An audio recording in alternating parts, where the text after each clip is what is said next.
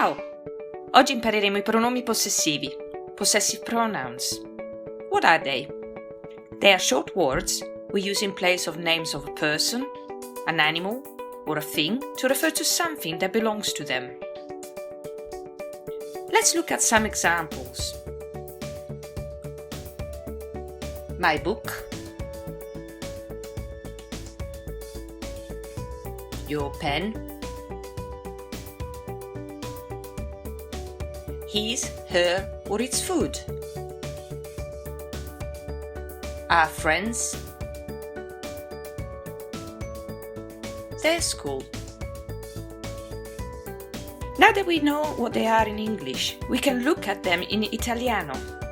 We'll start with my workbook, my workbooks, my pencil, my pencils. Il mio quaderno, i miei quaderni, la mia matita,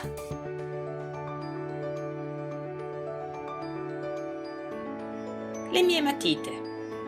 As you can see, in Italian, my is translated in 4 different ways, depending if the noun is masculine, feminine, singular, or plural.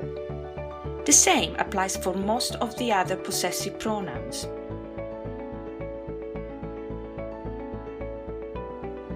Let's move to your. Your crayon, your crayons, your rubber, your rubbers.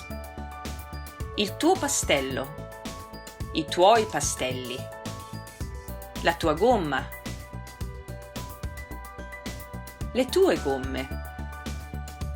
And now let's look at his, her, and its. His ruler, his rulers, his pen, his pens, il suo righello, i suoi righelli, la sua penna,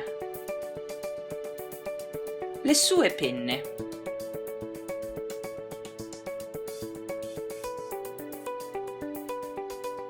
All of these pronouns are singular.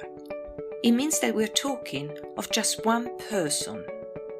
Unlike in English, in Italian pronouns don't follow the gender of the person who possessed the object, but follow the gender of the object.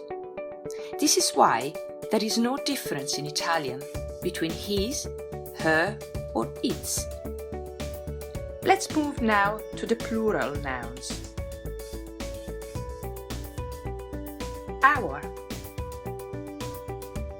Our desk, our desks, our chair, our chairs, il nostro banco, i nostri banchi, la nostra sedia, le nostre sedie, your,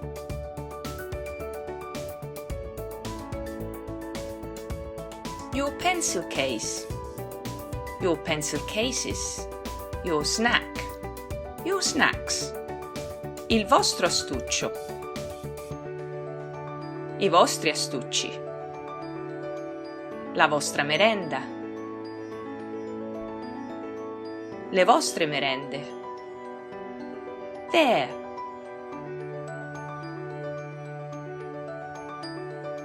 sharpener, their sharpeners, their classroom, their classrooms, il loro temperino,